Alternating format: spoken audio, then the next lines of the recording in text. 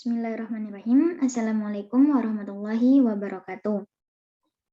Kami dari kelompok 4, kami di sini akan menjelaskan tentang beberapa tanaman yang ada di Universitas Islam Negeri Maulana Malik Ibrahim Malang.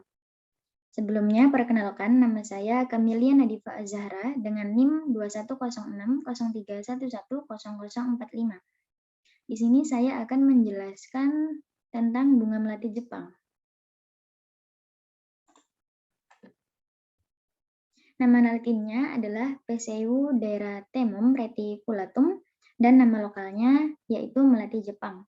Melati Jepang ini berasal dari hutan terbuka Polinesia dan Melanesia.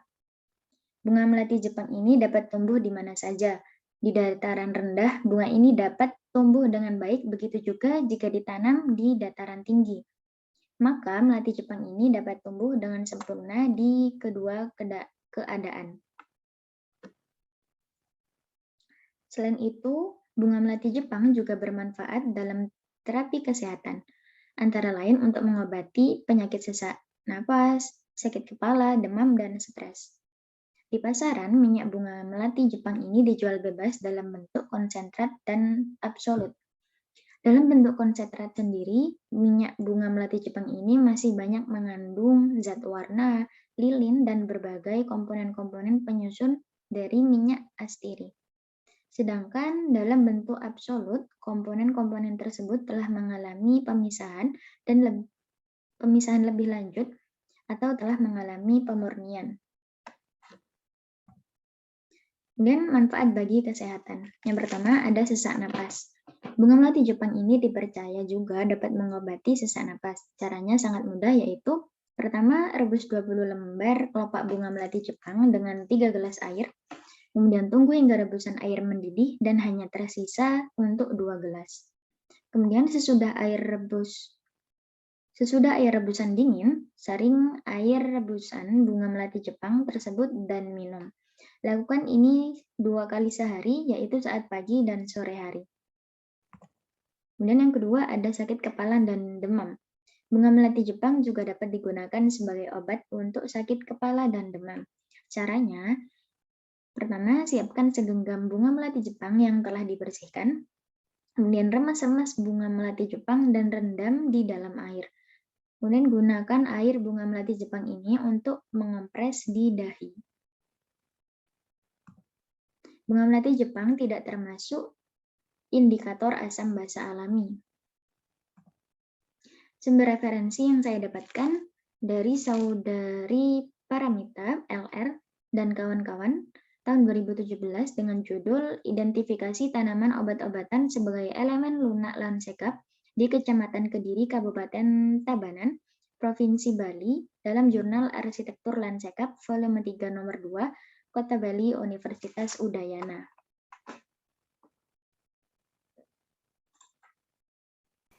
Baik, bunga selanjutnya di sini ada bunga kitolot. Bunga kitolot ini sendiri kita temukan di sekitar belakang gedung C, yang kemudian kita searching menggunakan Google Lens dan ditemukan nama dari bunga ini atau tanaman ini, yakni kitolot. Kitolot ini dikenal dengan daun sapu jagat karena tanaman ini termasuk tanaman yang liar. Kemudian daripada itu, tanaman ini berasal dari Hindia Barat yang mudah didapatkan, serta tumbuh di tempat yang lembab seperti di pekarangan rumah, di tepi selokan, sawah, bahkan di pinggir jalanan. Di mana dalam kehidupan masyarakat ini, khususnya pedesaan, kitolot dipercaya dapat menyembuhkan beberapa penyakit sehingga sering digunakan sebagai obat alternatif. Jadi ini merupakan klasifikasi menurut Sirasupomo. Jadi kitolot atau Isotoma longiflora ini merupakan kingdom dari Plantae, divisi Spermatophyta, subdivisi Angiospermae, klasik Dicotyledonea, subklasik Sympetalae dengan ordo Campanulaceae, dari famili Campanulaceae dengan genus Isotoma, spesies Isotoma longiflora. Untuk manfaat dari kitolot sendiri ini, yang pertama adalah bisa digunakan sebagai obat mata. Menurut beberapa peneliti seperti Burkili dan Allen, mereka membuktikan bahwa air yang diperoleh dari bagian tanaman kitolot dapat digunakan untuk mencegah dan mengobati iritasi mata. Dengan cara daun dipotong kecil-kecil, kemudian direndam ke dalam air semalaman, lalu rendaman tadi dimasukkan ke dalam wadah yang dapat digunakan sebagai tetes mata. Yang kedua, dapat digunakan sebagai obat sakit gigi. Jadi kitolot ini kan dipercaya meredakan sakit gigi dengan cara ambil 2 lembar daun kitolot, kemudian tumbuk hingga halus. Setelah itu diletakkan ke dalam gigi yang berlubang. Yang ketiga, dapat digunakan sebagai obat merah. Daun kitolot ini kan dapat dipercaya membantu mempercepat penyembuhan dari luka luar karena dia sebagai antibiotik alami. Jadi dapat mengobati luka ringan seperti lecet ataupun robek. Caranya ini dengan menumbuk daun dan membalurkan pada luka dan area sekitarnya. Yang terakhir, kitolot ini dapat sebagai obat radang tenggorokan. Caranya dengan merebus 3 lembar daun kitolot yang sudah dicuci bersih, lalu dicampurkan dengan 2 gelas air, kemudian diminum 2 kali sehari. Untuk kandungan dari senyawa kimia yang ada pada daun kitolot ini sendiri, yakni ada alkaloid, saponin, flavonoid, tanin, dan polifenol. Menurut Ebadi tahun 2002 menyatakan bahwa tanaman yang mengandung senyawa alkaloid, flavonoid, tanin, dan minyak atsiri diduga berpotensi sebagai daya antifungi.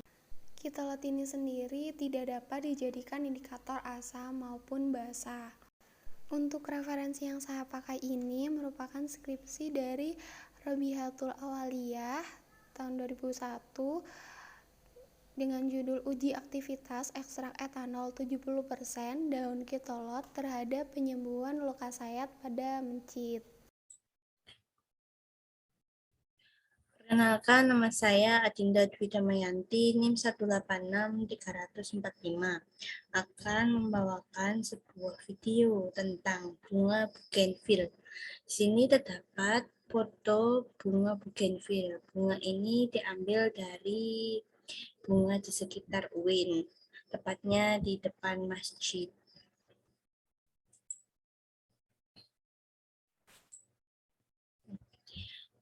Bunga bougainville atau bunga kertas, nama ilmiahnya adalah bougainvillea, adalah tanaman hias populer. Bentuknya berupa pohon kecil yang sukar tumbuh tegak. Keindahannya berasal dari seludang bunganya yang berwarna cerah dan menarik perhatian karena tumbuh dengan rimbunnya. Seludang bunga ini kerap dianggap sebagai bagian bunga, walaupun bunganya yang benar adalah bunga kecil yang terlindungi oleh seludang. Ciri-ciri bunga bougainville. Daunnya merupakan daun tunggal yang bertangkai dan duduk berhadapan serta memiliki bentuk daun yang bulat dan ada juga yang berbentuk elips dengan ujung daun yang runcing dengan sisi yang sama. Panjang daunnya sekitar 4-10 cm dan lebarnya adalah 2-6 cm. Batangnya keras dan berduri tajam, serta bercabang-cabang. Biasanya batang bunga bougainville ini memiliki tinggi kurang lebih 5 hingga 15 meter.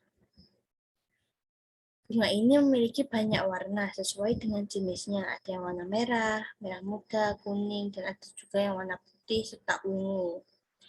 Bunganya memiliki bentuk yang kecil dan memiliki 3 kelopak, dan di setiap satu bunga ini pasti memiliki daun pelindung dengan ukuran yang besar. Bunga ini sangat tipis, maka tak heran jika sering disebut-sebut sebagai bunga kertas. Biasanya bunga bougainville ini akan menggugurkan daun-daunnya ketika sedang berbunga. Bersumber pada http. Arti dan makna filosofis bunga bougainville. Bunga yang berasal dari Amerika Selatan ini memiliki arti kasih sayang, baik untuk anak, orang tua, pasangan, maupun lainnya. Menurut Feng Shui, bunga ini memiliki kebaikan untuk seisi rumah, namun jika ingin menanamnya harus memilih warna yang tepat. Manfaat bunga bougainville. 1. Dapat mengobati bisul. Caranya yaitu cuci bersih kelopak bunga kertas, lalu campurkan dengan daun cocor bebek dan tempelkan keduanya pada bisul. Lakukan ini secara rutin sampai bisulmu mengempas. Yang kedua yaitu obat resisten insulin, yaitu bunga kertas memiliki kandungan senyawa pinitol yang dipercaya dapat menyembuhkan masalah resistensi insulin. Untuk mengatasinya, keringkanlah terlebih dahulu kelopak bunganya, lalu dijadikan sebagai teh, diseduh dengan air hangat.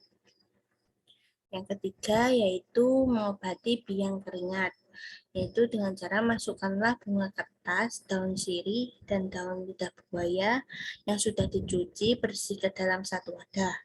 Lalu rebus sampai mengental dan dinginkan. Oleskan cairan ketiga tanaman ini secara teratur pada gatal-gatal pada tubuhmu.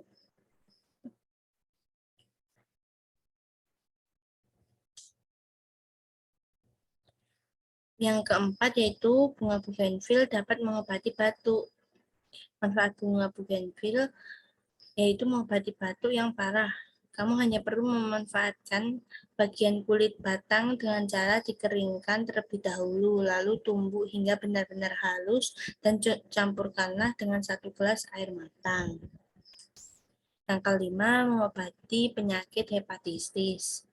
Cara pengolahannya cukup gampang. Kamu memerlukan 15 gram batang bunga kertas atau bunga bougainville yang sudah dicuci bersih, lalu rebus dengan 2 buah gelas air sampai tersisa 1 gelas. Jangan lupa saring air rebusan bunga kertas dan minum selagi hangat sebanyak 1 gelas per hari. Yang keenam, mengobati keputihan dan nyeri haid. Saat datang menstruasi, biasanya kebanyakan wanita akan merasa sakit pada bagian perut bawah. Kamu bisa mengobatinya keputihan dan rasa perih nyeri haid itu dengan cara dicuci bersih 9-15 gram dan 1 gelas air. Kemudian saring air rebusan tersebut dan minum sebanyak 1 gelas sehari.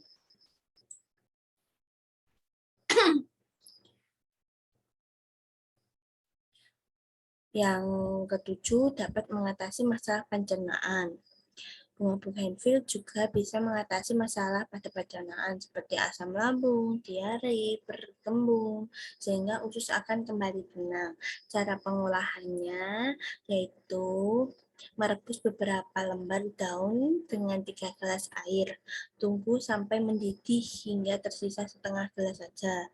Lalu campurkan dengan madu dan minum sampai habis. Yang ke-8, terlambat haid. Selain mengobati keputihan dan nyeri haid tadi, kamu bisa mengatasi masalah haid yang datang terlambat, yaitu cuci bersih 15 gram bunga kertas, 15 gram temu hitam, dan 90 gram lidah buaya yang sudah dikupas. Kemudian rebus ketiga bahan dengan 1 gelas air dan saring, lalu minum 2 kali sehari sebanyak setengah gelas ya. Yang ke-9 yaitu mengobati kolesterol, yaitu mengkonsumsi teh dari bunga kertas mampu menjaga keseimbangan kolesterol. Oleh karena itu, kamu akan terhindar dari berbagai penyakit seperti resiko diabetes, serangan jantung, tekanan darah tinggi, dan stroke. Yang ke-10, bunga bougainville bisa membersihkan udara, yaitu dengan menanam bunga kertas di halaman rumah tidak akan rugi, sebab tanaman hias yang cantik ini mempunyai efek bagus menyaring udara dengan baik. Kamu juga bisa meningkatkan kualitas udara dan air sehingga bisa menekan polusi akibat udara kotor serta timbal. Bunga bougainville ternyata bisa dijadikan sebagai indikator alami Indikator alami bunga bugenvil dapat digunakan sebagai indikator karena pH indikator berada pada posisi asam, mendekati netral pada trayek pH, dan ketika diujikan dapat terjadi perubahan warna, sehingga dapat digunakan sebagai indikator untuk menguji suatu larutan, termasuk asam atau basa. Indikator bunga bugenvil ternyata bisa lebih sesuai digunakan pada larutan yang basal, karena setelah dilihat dari daftar terakhir pH diperoleh selisih pH antara netral ke basal lebih jauh dibandingkan selisih pH netral ke asam. Nilai Ka, indikator yang diperoleh dari hasil eksperimen, menunjukkan bahwa bunga bugenvil merupakan asam lemah karena Ka 1 × 10⁻⁷. Sumbernya http sama dengan _kimia11 IPA 3 Vincente 2016.blogspot.com _2016-04 uji larutan asam basa menggunakan HTML. Terima kasih atas perhatiannya. Semoga ilmu yang saya sampaikan bermanfaat. Wabillahi taufiq. Semoga dapat menjadi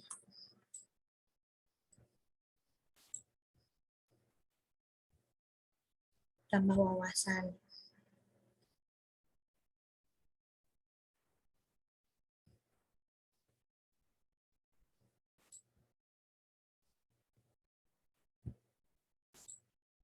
Nah, selanjutnya saya akan mencoba mengidentifikasi salah satu bunga yang ada di kampus UIN juga menggunakan Google Lens atau Google Image.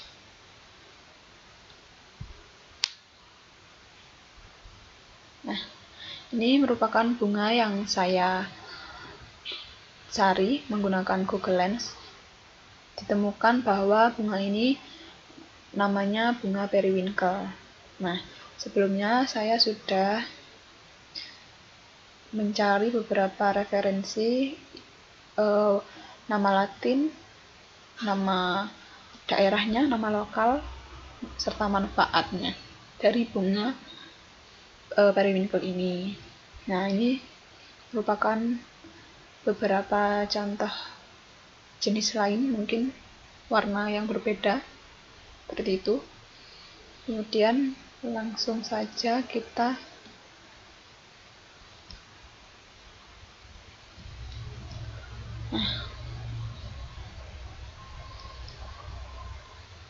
Charanthus rosés atau bunga tapak dara.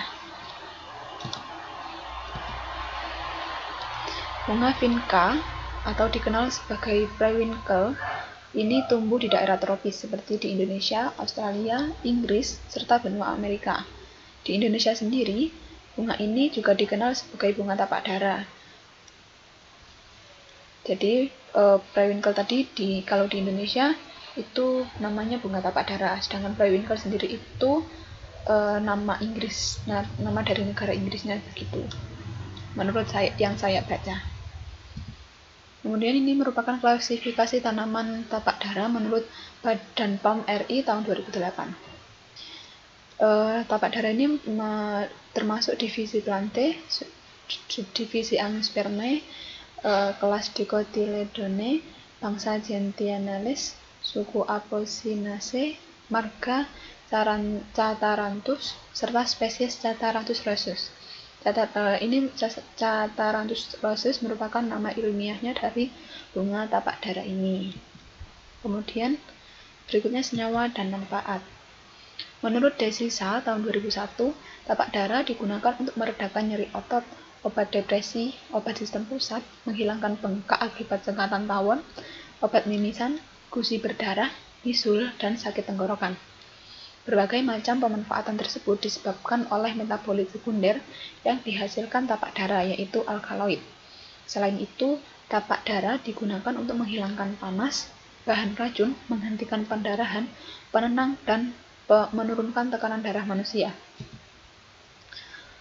Dalam daun tapak dara ini mengandung 70 lebih jenis alkaloid, di antaranya yaitu vincristin dan vinclastin, di mana kedua jenis alkaloid tersebut merupakan komponen aktif anti kanker yang dapat menghambat sel kanker pada tahap metafase atau mitosis. Kemudian dapat menghambat sintesis purin, DNA, RNA yang terdapat pada sel kanker, sehingga proliferasinya dapat dihambat.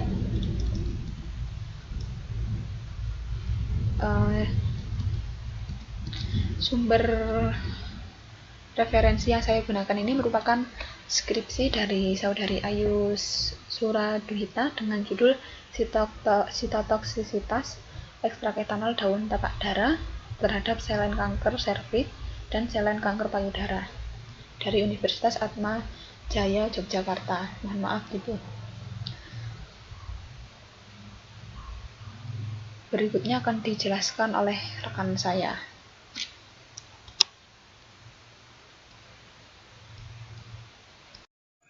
Baik, saya akan melanjutkan untuk menerangkan tentang bunga kencana ungu. Nah, bunga kencana ungu ini bahasa latinnya adalah Ruellia simplex, merupakan salah satu tanaman yang berasal dari familia Acetaceae. Tanaman ini sudah banyak digunakan sebagai tanaman hias di negara-negara tropis seperti Thailand, Amerika.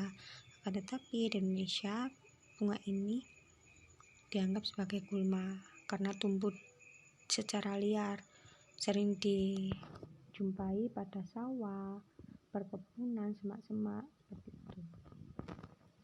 Di Jawa sendiri, bunga kencana ungu ini sering disebut sebagai peletekan karena buah dari bunga ini sering dibuat mainan anak-anak, karena pada buah peletekan ini kan berupa bolong dengan biji yang berwarna hitam. Ketika dimasukkan ke dalam air itu akan meletup.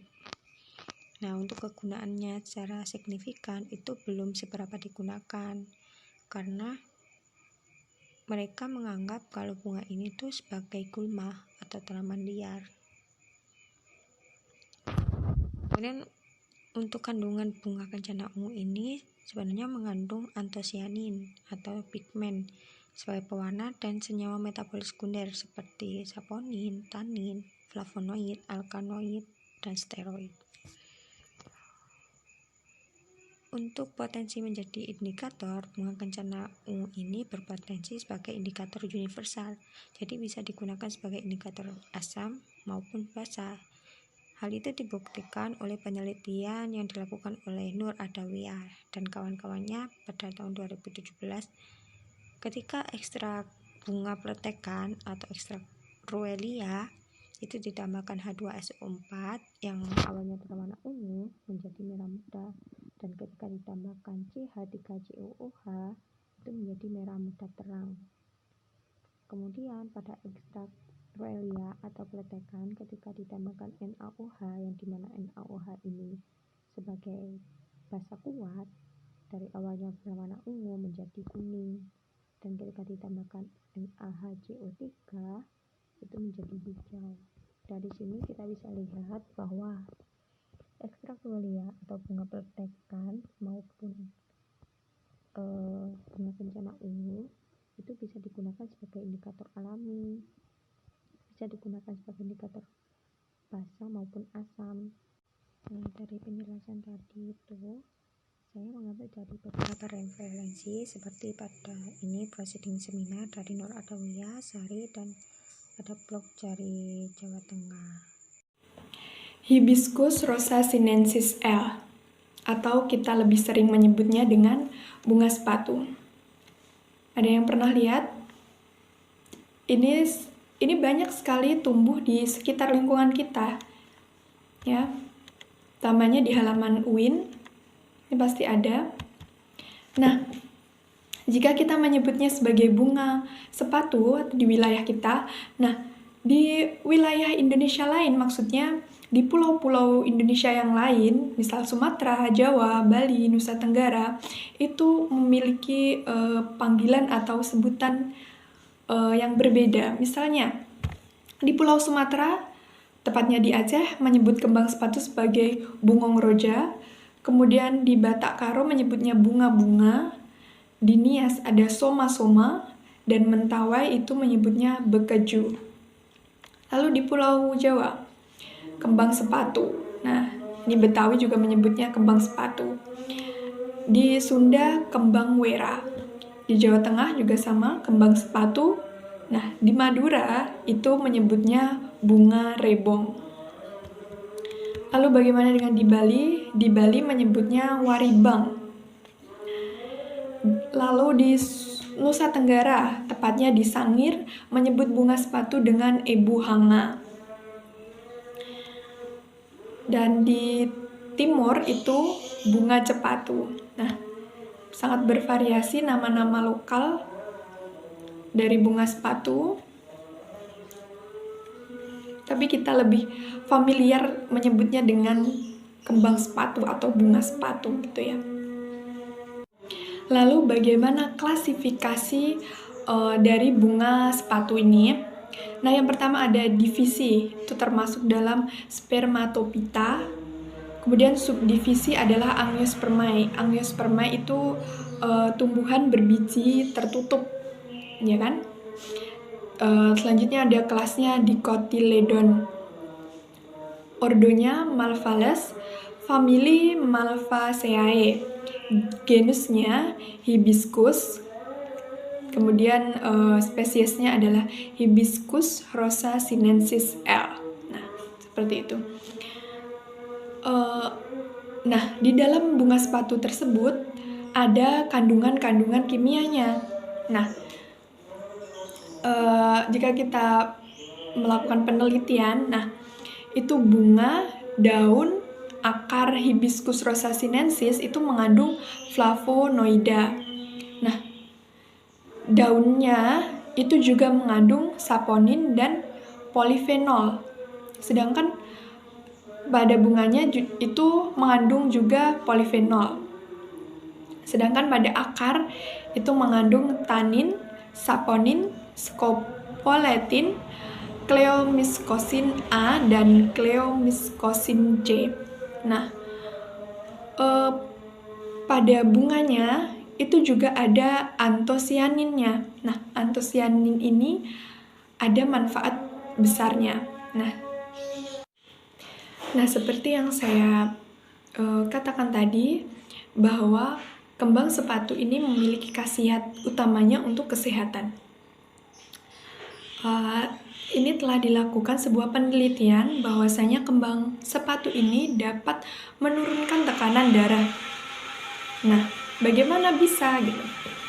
Di dalam kembang sepatu itu memiliki kandungan sifat diuretik. Apa itu diuretik? Diuretik adalah zat yang mampu membantu tubuh untuk menghilangkan kelebihan air. Jadi kayak mengurangi jumlah cairan di dalam pembuluh darah dan juga membantu menurunkan tekanan darah gitu. Nah, ada satu lagi bahwa antosianin yang terkandung di dalamnya dapat memblokir enzim angiotensin converting atau ACE. Nah, kedua senyawa tersebut baik untuk pembuluh darah. Nah, seperti itu sistem kerjanya zat yang terkandung dalam kembang sepatu tadi. Nah, ini bisa dilakukan dengan rebusan dari kembang sepatu. Kembang sepatu direbus, kemudian airnya diminum. Itu bisa dilakukan secara rutin, walaupun sehari hanya 1 kali gitu. Bisa kalian coba di rumah dan bisa rasakan khasiatnya dari konsumsi rebusan kembang sepatu. Lalu bisakah kembang sepatu atau bunga sepatu ini dijadikan sebagai indikator alami asam basa? Jawabannya adalah bisa. Karena tadi sifat atau kandungan kimia dalam bunga sepatu yakni antosianin. Nah, itu yang paling berpengaruh ya. Yang bisa dijadikan indikator adalah dari ekstrak bunga atau pada mahkota bunganya. Nah, ini dalam eksperimen atau percobaan praktikum, pengekstrakan dilakukan dengan pelarut metanol atau asam asetat. Nah, dari praktikum ini dihasilkan indikator atau hasil indikator menunjukkan bahwa perubahan warna dalam larutan asam akan berwarna merah, sedangkan pada larutan basa akan menunjukkan warna hijau.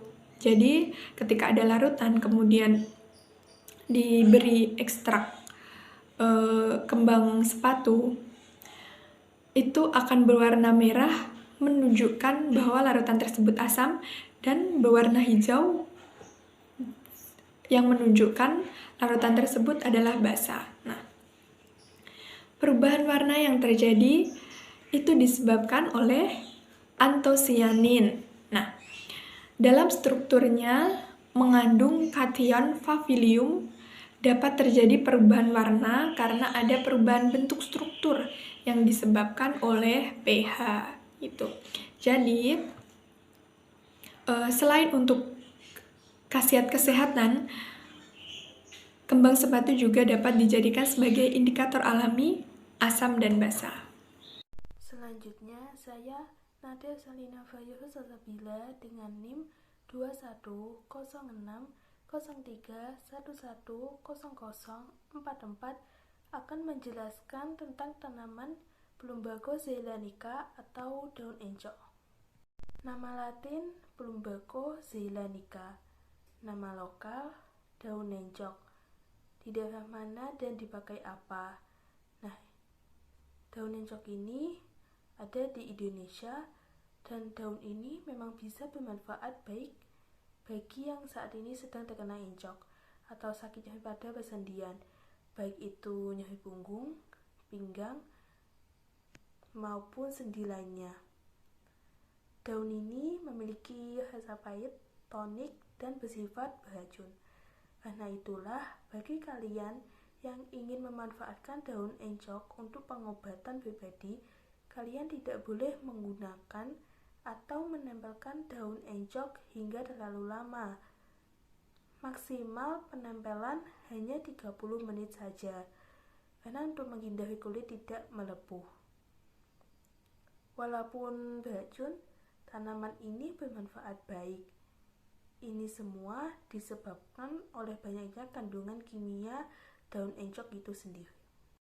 Manfaat bagi kesehatan. 1.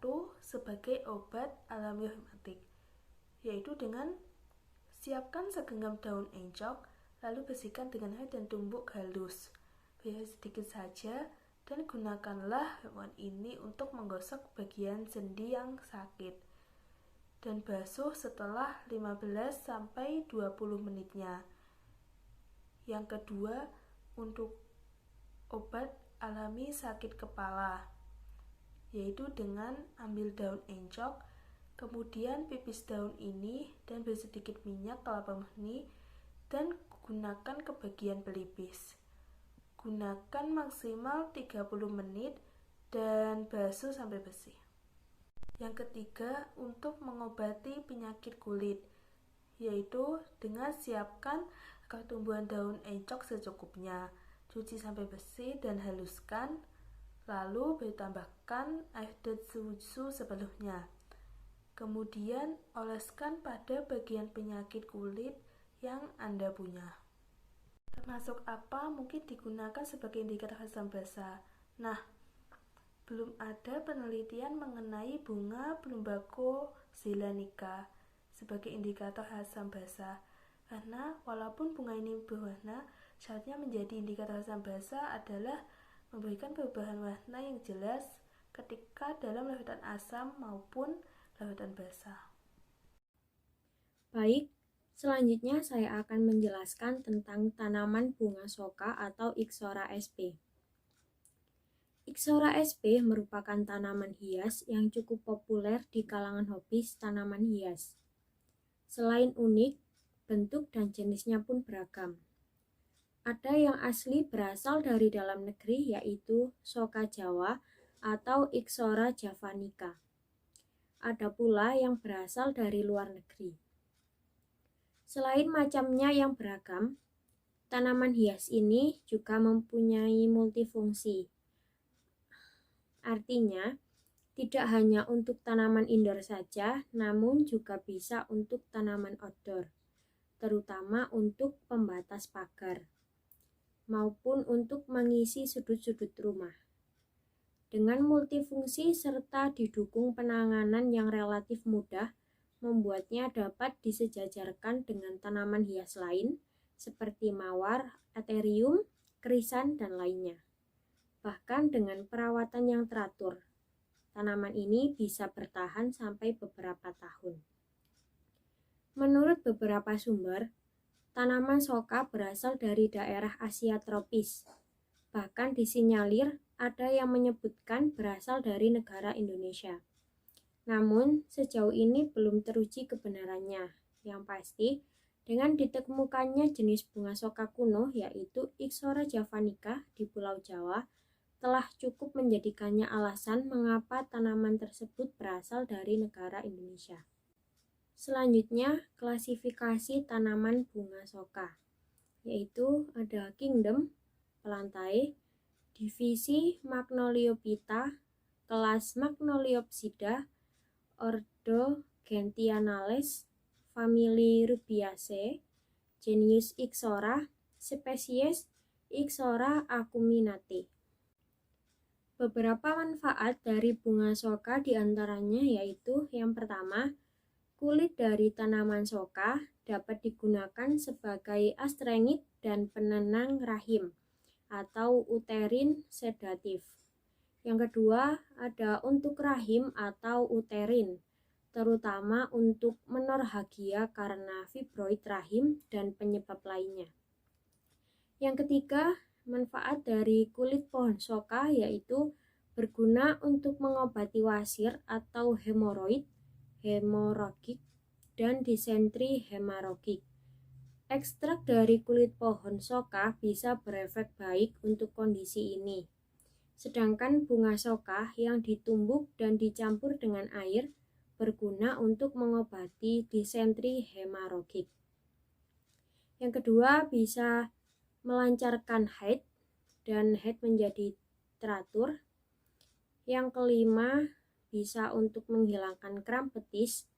Dan yang terakhir, bisa menghilangkan luka pukul atau memar. Tumbuhan bunga soka bisa digunakan sebagai indikator asam basa.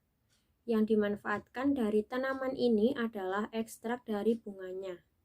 Dari larutan ekstrak yang berwarna coklat bening, akan berubah menjadi merah dalam suasana asam dan berubah warna menjadi hijau pekat dalam suasana basah. Sekian video penjelasan tentang tumbuhan dari kelompok 4. Apabila ada salah kata, kami dari kelompok 4 mohon maaf.